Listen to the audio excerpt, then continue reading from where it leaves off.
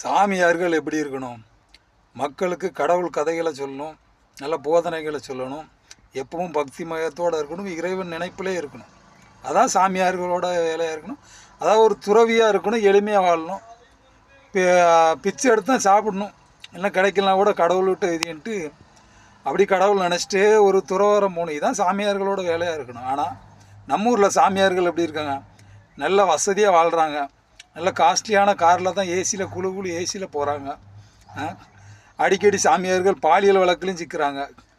சில சாமியார் எங்கேயாவது ஒரு நாட்டில் தீவு வாங்கி வச்சுட்டு அங்கேருந்து வீடியோ போட்டுக்கிட்டு கதவு தேவை கன்னிகளோடு வாழ்கிறாரு. இப்படி தான் நம்ம நாட்டில் சாமியார் தான் இருக்காங்க.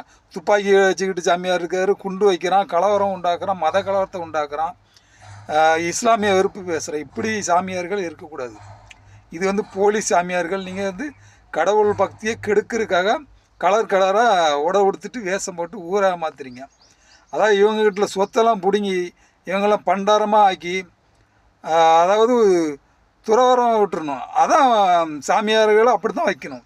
சாமியார்களை லக்ஸரியாக வச்சா சாமியார்கள் நாட்டில் கலவரம் தான் உண்டுவாங்க, கடவுள் பக்தி மறந்துடுவாங்க.